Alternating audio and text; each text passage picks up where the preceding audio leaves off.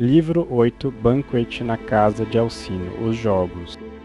Quando a filha da manhã, a aurora de dedos rosados, apareceu, Alcino e Ulisses ambos se levantaram, e Alcino conduziu o caminho até a praça de assembleia dos feaços, que ficava perto dos navios.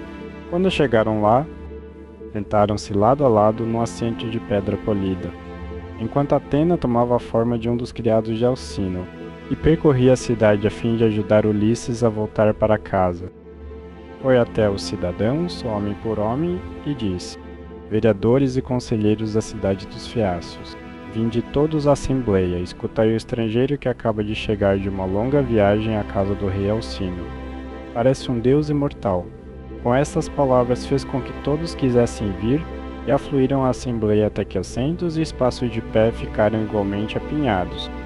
Todos ficaram impressionados com a aparência de Ulisses, pois Atena o embelezara pela cabeça e ombros, fazendo-o parecer mais alto e mais robusto do que realmente era, para que impressionasse favoravelmente os feácios como sendo homem muito notável, pudesse se sair bem nas muitas provas de habilidade a que o desafiariam. Então, quando estavam todos reunidos, Alcino o falou. Ouvi-me, disse ele, vereadores e conselheiros da cidade dos Feácios, para que eu fale como pretendo. Este estrangeiro, quem quer que seja, encontrou seu caminho até minha casa vindo de algum lugar, seja do leste ou do oeste, quer uma escolta e deseja ter o assunto resolvido. Preparemos então uma para ele, como já fizemos para outros antes dele. De fato, ninguém que jamais veio à minha casa pôde reclamar de mim por não apressar seu caminho depressa o bastante. Lancemos um navio ao mar, um que ainda não tenha feito viagem alguma, e o tripulemos com 52 de nossos mais hábeis jovens marinheiros. Então, quando tiver desprendido vossos remos, cada um a seu próprio banco, deixai o navio e vinde à minha casa preparar um banquete. Hei de vos prover de tudo. Dou estas instruções aos jovens que hão de formar a tripulação, pois quanto a vós, vereadores e conselheiros, vos juntareis a mim para entreter nosso convidado nos claustros. Não posso aceitar desculpas, e teremos Demódoco para nos cantar, pois não há bardo como ele, seja o que for que escolha cantar. Alcínio então conduziu o caminho, e os outros o seguiram. Enquanto um criado ia buscar Demódoco, os 52 remadores escolhidos foram até a praia como lhes fora dito, e quando chegaram lá lançaram o navio à água, puseram seu mastro e velas dentro dele, prenderam os remos aos toletes com correias de couro torcidas, tudo em devida ordem, e estenderam as velas brancas ao alto. Ancoraram o navio um pouco distante da terra. Então vieram para a terra e foram à casa do rei Alcino.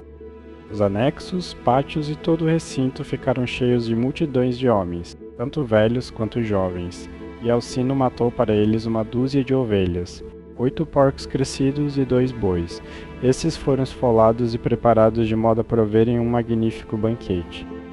Um criado logo conduziu o famoso bardo Demódoco, a quem a musa amara eternamente, mas a quem também dera tanto o bem quanto o mal, pois embora eu tivesse dotado de um dom divino para o canto, roubara-lhe a visão. Pontono lhe pôs um assento entre os convidados, encostado a um pilar de sustentação. Pendurou a lira para ele num gancho sobre sua cabeça, e lhe mostrou onde deveria tateá-la com as mãos. Também lhe pôs uma mesa decente com um cesto de víveres ao lado, uma taça de vinho da qual pudesse beber sempre que estivesse disposto. A companhia então pôs as mãos sobre as boas coisas que estavam diante dela, mas assim que se fartaram de comer e beber, a musa inspirou Demódoco a cantar as façanhas dos heróis. E mais especialmente um assunto que então estava na boca de todos os homens, a saber, a querela entre Ulisses e Aquiles, e as palavras ferozes que trocaram um com o outro enquanto estavam sentados juntos num banquete. Mas Agamemnon ficou contente ao ouvir seus chefes discutindo um com o outro, pois Apolo lhe predissera isso em Pito, quando atravessou o piso de pedra para consultar o oráculo. Aqui estava o começo do mal que, pela vontade de Zeus, caiu tanto sobre os danos quanto sobre os troianos. Assim cantou o bardo, mas Ulisses puxou seu manto púrpura sobre a cabeça e cobriu o rosto, pois tinha vergonha de deixar os feácios verem que estava chorando. Quando o bardo parou de cantar, enxugou as lágrimas dos olhos, descobriu o rosto e, tomando sua taça, fez uma libação aos deuses. Mas quando os fiaços pediram a Demódoco que cantasse mais, pois se deleitavam com seus versos, Ulisses de novo puxou o manto sobre a cabeça e chorou amargamente. Ninguém percebeu sua aflição exceto Alcino. Estava sentado perto dele e ouviu os pesados suspiros que soltava. Assim, de imediato disse: vereadores e conselheiros da cidade dos fiaços, já tivemos o bastante agora, tanto do banquete quanto da menestrelia que o acompanha devidamente. Prossigamos, portanto, aos jogos atléticos, para que nosso convidado, ao voltar para casa, possa contar a seus amigos o quanto superamos todas as outras nações como pugilistas, lutadores, saltadores e corredores. Com estas palavras conduziu o caminho, e os outros o seguiram. Um criado pendurou a lira de Demódoco em seu gancho para ele, conduziu-o para fora do claustro, e o pôs no mesmo caminho ao longo do qual todos os principais homens dos fiácios estavam indo ver os jogos. Uma multidão de vários milhares de pessoas os seguiu, e havia muitos excelentes competidores para todos os prêmios. Acroneu, Ocilo, Elatreu, Nauteu, Prímneo, Enquialo, Ericmeu, Ponteu, Proreu, Tum, Anabesineu e Anfíalo, filho de Polineu, filho de Tecton. Havia também Auríalo, filho de Naubolo, que era como o próprio Ares, e era o homem de melhor aparência entre os fiácios, exceto Laodamante. 3 filhos de Alcino, Laodamante, Álio e Clitoneu, competiram também.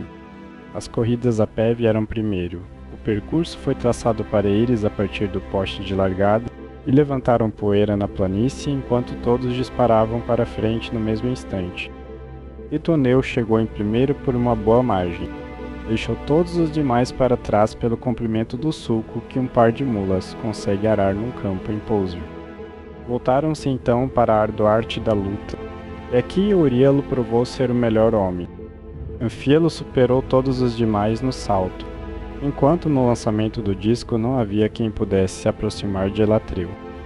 O filho de Alcino, Laodamante, era o melhor pugilista, e foi ele quem logo disse, quando todos já se tinham divertido com os jogos: perguntemos ao estrangeiro se ele se destaca em algum destes esportes. Parece muito robustamente construído, suas coxas, panturrilhas, mãos e pescoço são de prodigiosa força. Nem é de modo algum velho, mas sofreu muito ultimamente. Não há nada como o mar para arruinar um homem. Não importa quão forte seja. Tens toda a razão. Laodamante, respondeu Euríalo, vai até teu convidado e fala-lhe tu mesmo sobre isso. Quando Laodamante ouviu isso, abriu caminho até o meio da multidão e disse a Ulisses: espero, senhor, que te inscrevas em uma ou outra de nossas competições. Se és hábil em alguma delas, e deves ter participado de muitas antes de agora. Não há nada que traga tanto crédito a um homem por toda a vida quanto se mostrar bom com as mãos e os pés. Tenta, então, algo e bane toda a tristeza de tua mente. Tua volta para casa não há de demorar muito, pois o navio já está lançado à água e a tripulação está pronta. Ulisses respondeu: Laodamante, por que me provocas assim? Minha mente está voltada mais para cuidados do que para competições. Passei por infinitas dificuldades e venho agora entre vós como suplicante, rogando a vosso rei e povo que me ajudem em minha volta para casa. Então Euríalo o insultou abertamente e disse: concluo então que não és hábil em nenhum dos muitos esportes com que os homens geralmente se deleitam.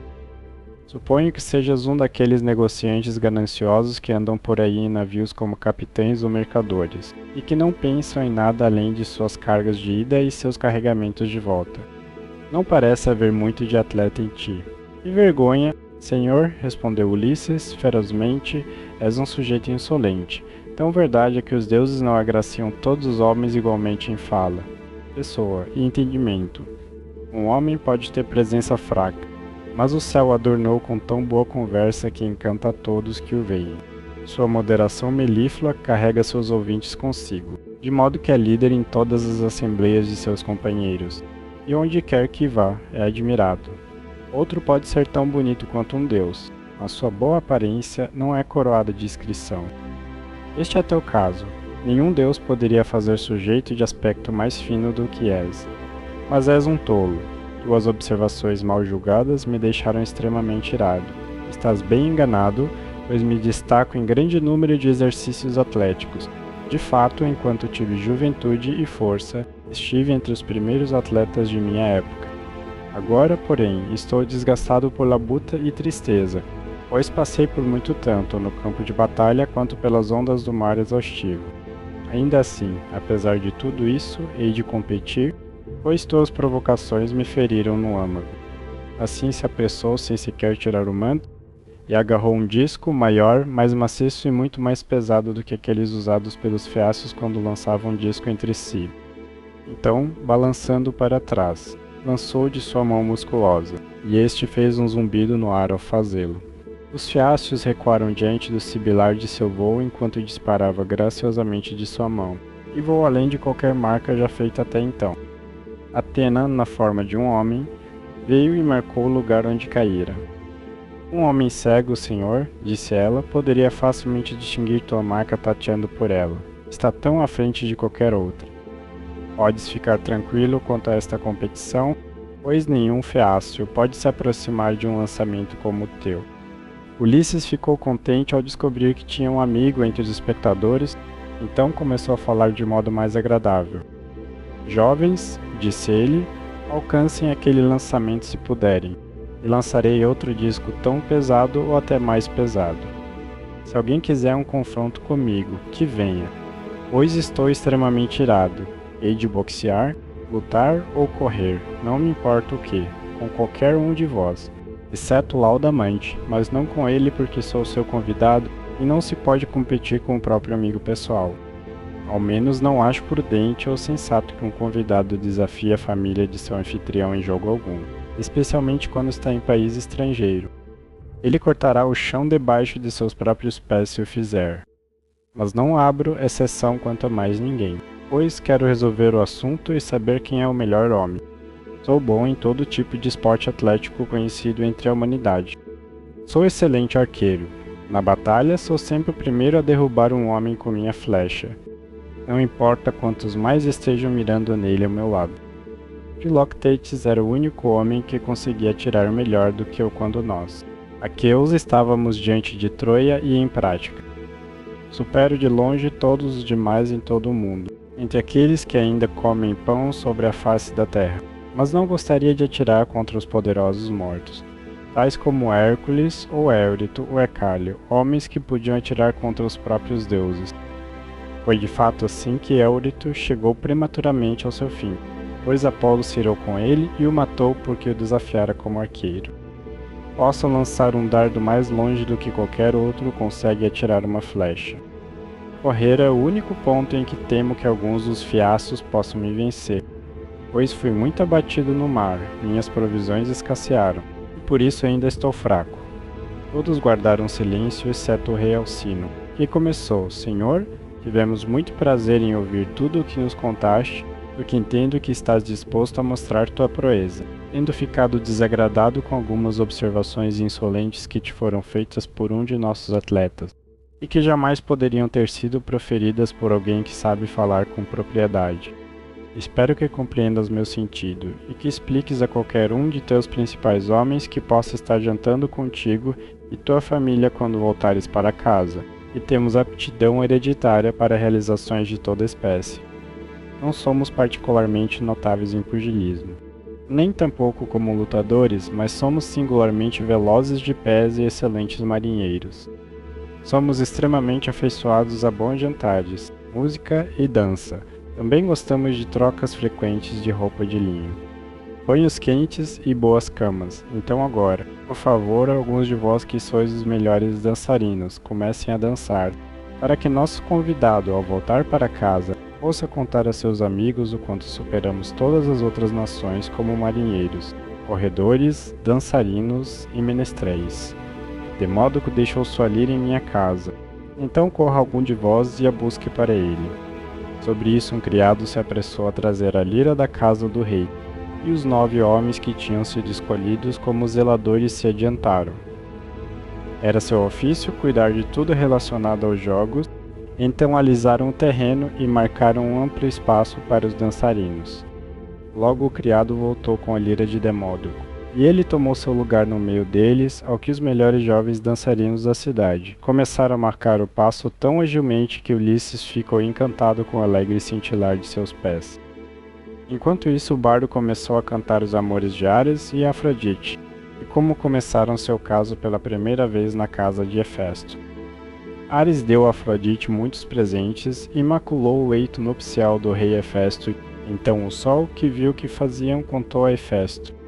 Hefesto ficou muito irado ao ouvir notícia tão terrível, então foi para sua forja tramando maldade, pôs sua grande bigorna em seu lugar e começou a forjar algumas correntes que ninguém poderia soltar nem quebrar, para que permanecessem ali naquele lugar. Quando terminou sua armadilha, foi a seu quarto e enfeitou os pilares da cama, todos com correntes como teias de aranha.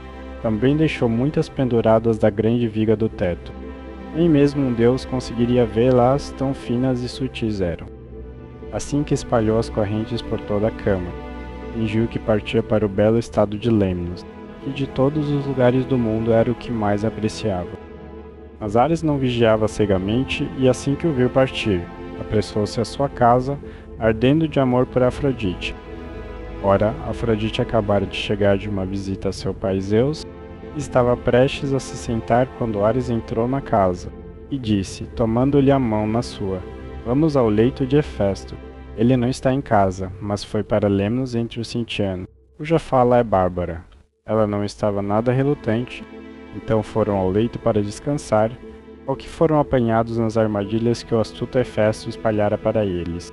E não podiam nem se levantar nem mexer mão ou pé, mas descobriram tarde demais que estavam numa armadilha. Então Hefesto se aproximou deles, pois voltara antes de alcançar Lemnos, quando seu espião, o Sol, lhe contou o que se passava.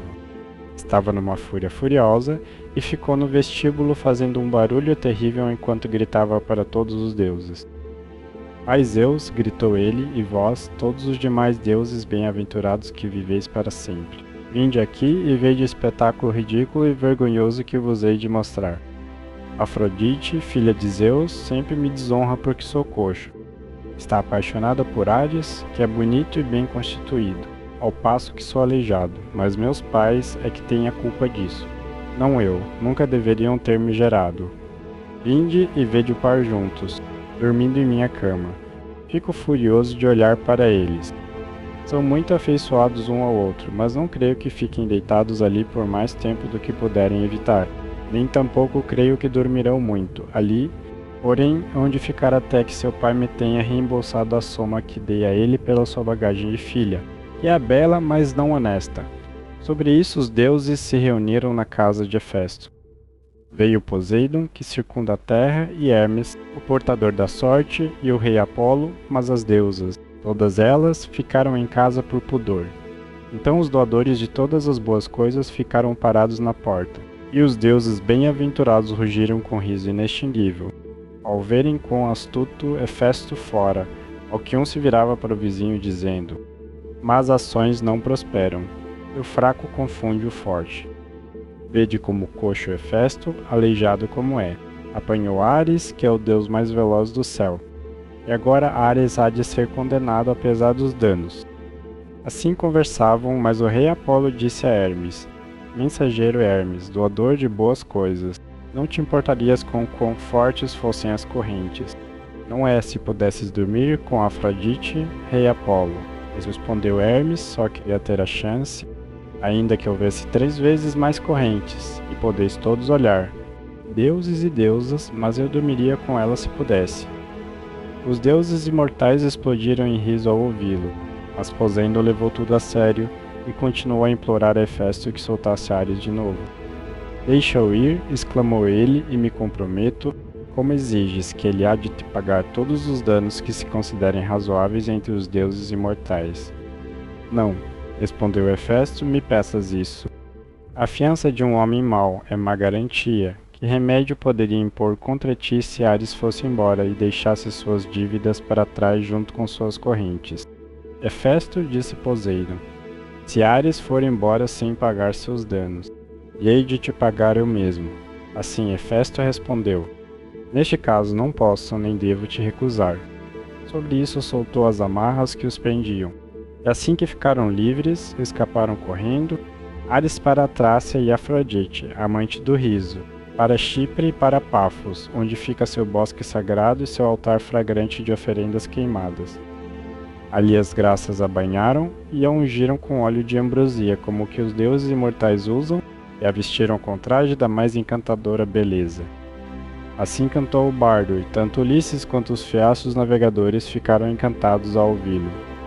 Então Alcino disse a Laodamante e Alho que dançassem sozinhos, pois não havia ninguém para competir com eles. Assim tomaram uma bola vermelha que Pólibo fizera para eles, e um deles se inclinou para trás e a lançou para cima em direção às nuvens, enquanto o outro saltava do chão e apanhava com facilidade antes que caísse de novo.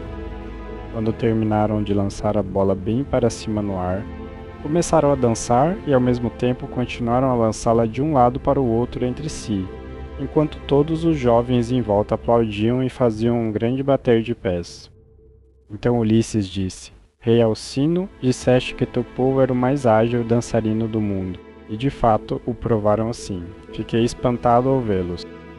O rei ficou encantado com isso e exclamou aos fiácios: Vereadores e conselheiros, nosso convidado parece ser pessoa de singular discernimento. Demos-lhe tal prova de nossa hospitalidade quanto possa razoavelmente esperar. Há 12 principais homens entre vós e, contando comigo, somos 13. Contribuam cada um de vós com um manto limpo, uma túnica e um talento de fino ouro. Demos-lhe tudo isso de uma vez, para que, quando cear, o faça de coração leve. Quanto a Euríalo, terá de fazer uma desculpa formal e um presente também, pois foi rude. Assim falou ele. Todos os demais aplaudiram o que dizia e enviaram seus criados para buscar os presentes. Então Euríalo disse: Rei Alcino, hei de dar ao estrangeiro toda a satisfação que exiges. Terá minha espada, que é de bronze, exceto o punho, que é de prata. Também lhe darei a bainha de marfim, recém-cerrado em que se encaixa. Valerá muito para ele. Ao falar, colocou a espada nas mãos de Ulisses e disse: Boa sorte a ti, pai estrangeiro. Se algo foi dito de errado, que os ventos o levem consigo e que o céu te conceda um retorno seguro, pois entendo que estás há muito longe de casa. Passaste por muita dificuldade. Ao que Ulisses respondeu: Boa sorte a ti também, meu amigo, e que os deuses te concedam toda a felicidade. Espero que não sintas falta da espada que me deste junto com tua desculpa. Com essas palavras cingiu a espada aos ombros, e ao pôr do sol os presentes começaram a aparecer, à medida que os criados dos doadores continuavam a trazê-los à casa do rei Alcino. Ali seus filhos os receberam e os puseram sob a guarda de sua mãe. Então Alcino conduziu o caminho até a casa e ordenou a seus convidados que tomassem seus assentos. Esposa, disse ele, voltando-se para a rainha Arete, vai, busca o melhor baú que temos e põe nele um manto limpo e uma túnica. Também põe uma caldeira de cobre no fogo e aquece um pouco de água. Nosso convidado tomará um banho quente. Cuida também do empacotamento cuidadoso dos presentes que os nobres fiaços lhe fizeram. Assim desfrutará melhor tanto de sua ceia quanto do canto que se seguirá. Hei de lhe dar o mesmo este cálice dourado, que é de trabalho requintado, para que se lembre de mim pelo resto de sua vida, sempre que fizer uma libação a Zeus, ou a qualquer dos deuses. Então Arete disse às suas criadas que pusessem um grande trípode sobre o fogo o mais depressa possível, ao que puseram um trípode cheio de água de banho sobre um fogo vivo. Lançaram lenha para fazê-lo arder, e a água ficou quente enquanto a chama brincava em torno do bojo do trípode. Enquanto isso, Arete trouxe um magnífico baú de seu próprio quarto, e dentro dele empacotou todos os belos presentes de ouro e vestes que os fiácios haviam trazido. Por último acrescentou um manto e uma boa túnica de Alcino, e disse a Ulisses: Cuida tu mesmo da tampa, e amarra tudo em volta de uma vez, para que ninguém te roube pelo caminho quando estiveres dormindo em teu navio. Quando Ulisses ouviu isso, pôs a tampa no baú e aprendeu com o nó que Circe lhe ensinara. Fizera isso antes que uma serva graduada lhe dissesse para vir ao banho e se lavar. Ficou muito contente com o banho quente, pois não tinha ninguém para servi-lo desde que deixara a casa de Calipso. E enquanto permanecera com ela, cuidara dele tão bem quanto se fosse um deus. Quando as criadas terminaram de lavá-lo e ungí-lo com óleo, e lhe deram um manto e uma túnica limpos, deixou a sala de banho e se juntou aos convidados que estavam sentados sobre seu vinho. A adorável Nausicaa ficou junto a um dos pilares que sustentavam o teto do claustro, e o admirou ao vê-lo passar.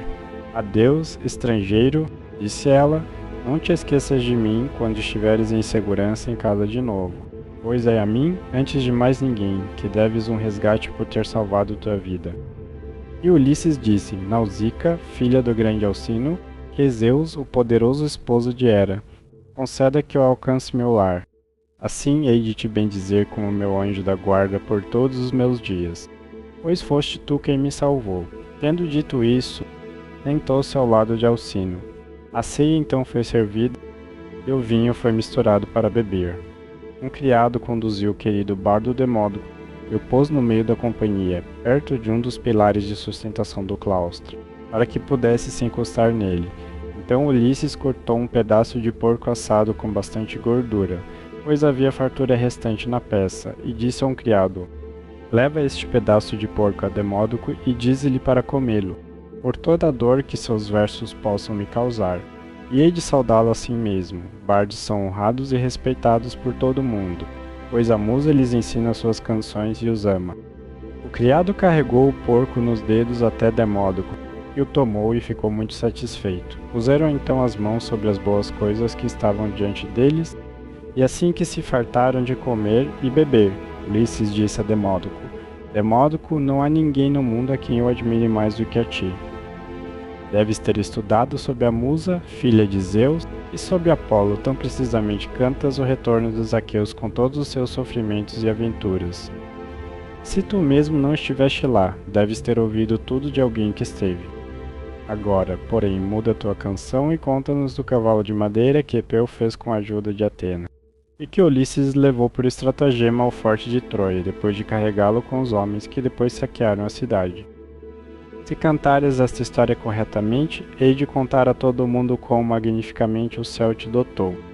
O bardo, inspirado pelo céu, retomou a história no ponto em que alguns dos argivos atearam fogo às suas tendas e partiram navegando enquanto outros, escondidos dentro do cavalo, esperavam com Ulisses na praça de assembleia troiana, pois os próprios troianos tinham puxado o cavalo para dentro de sua fortaleza, e ali ficou enquanto se sentavam em conselho ao redor dele.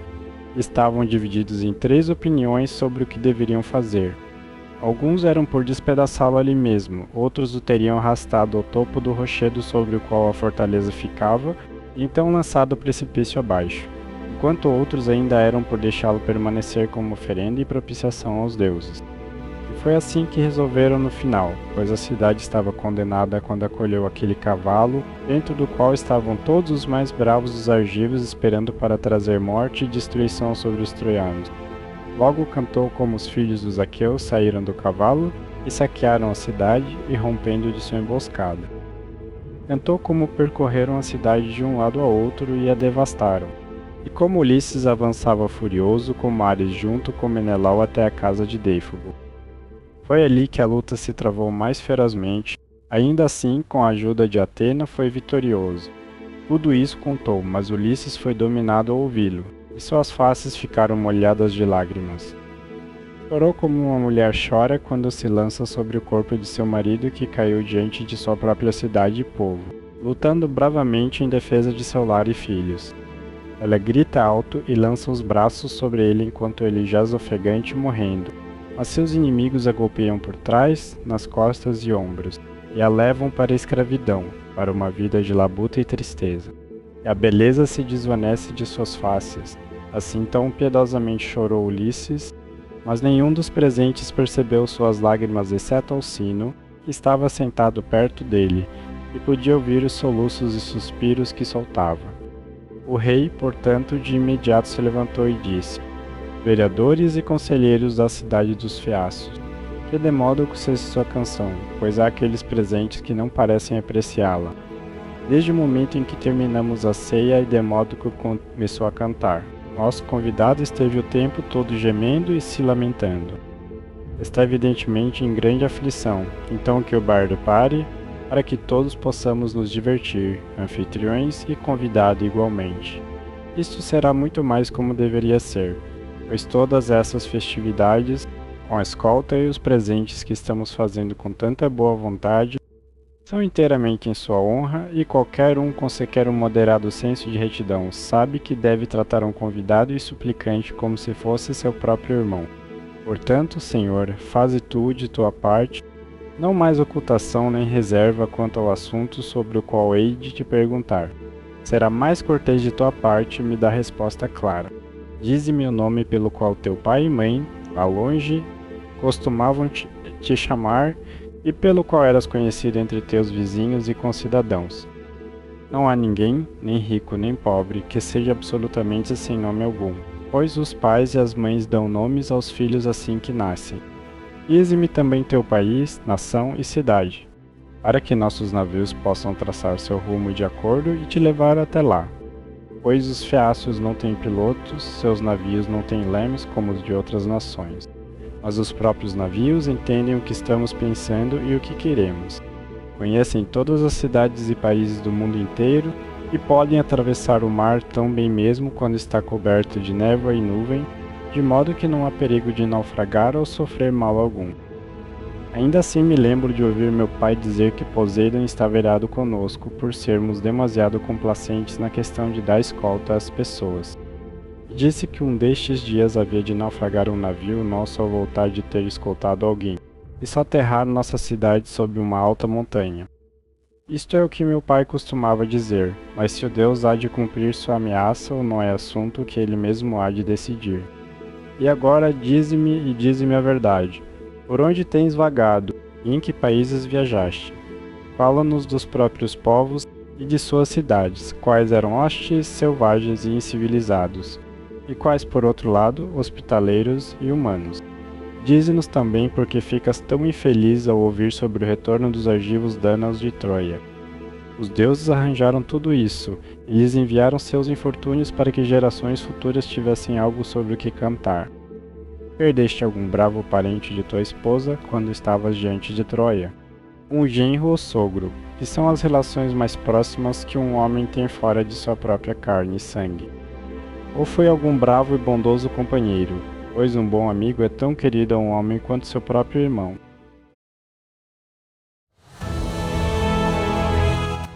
E assim termina mais um capítulo dessa história. Para acompanhar a sequência completa, é só conferir a playlist aqui na descrição.